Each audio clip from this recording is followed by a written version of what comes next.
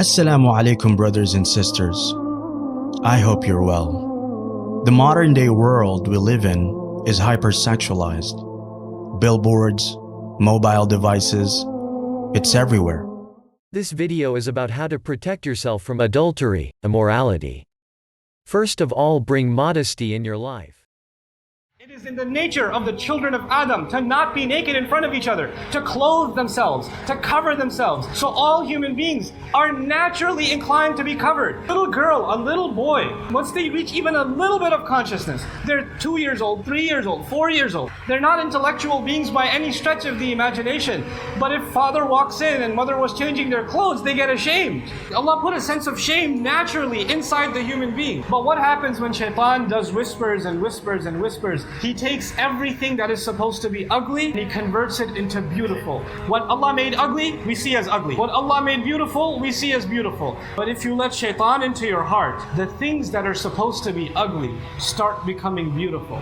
And like the Prophet would say, that women will be inclined to wear at a stage clothes, even though they're clothed, they're practically naked anyway. The clothes would hug their bodies so much that it's just spray paint on their bodies. It's not even clothes. This will become beautiful to humanity.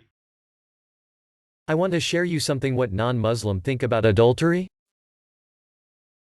My oldest son-in-law is a psychologist, and he's told me how many people with guilt, there was an article in the paper, I think just 2 days ago, about how many women in America commit adultery. Over 50% of the American women admitted to committing adultery. And yet 70 or 80% said they feel guilty. Now, why do they feel that way? There's something in their conscience that tells them it's wrong.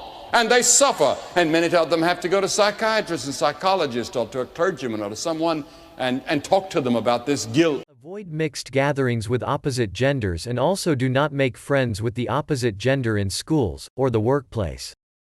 Interaction with the opposite gender must be purposeful and public, not private. And your purpose is not to hang out with them alone. Can guys and girls be just friends? That's the answer. Did you hear it? They know that it's not just friends. They know that it goes beyond that. One thing leads to another, a third, a fourth. So Allah Almighty says, you just close the door. If you have to communicate, and we would have to at any given point, it's not like communication with the opposite sex is prohibited, but you need to know your lines and your limits.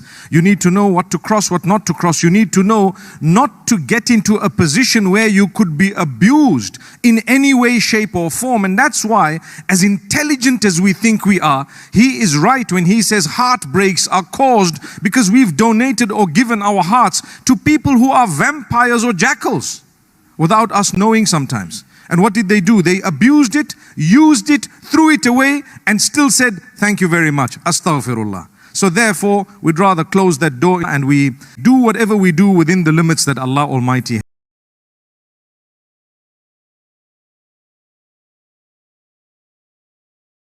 ولا تقربوا الزنا إنه كان فاحشة وساء سبيلا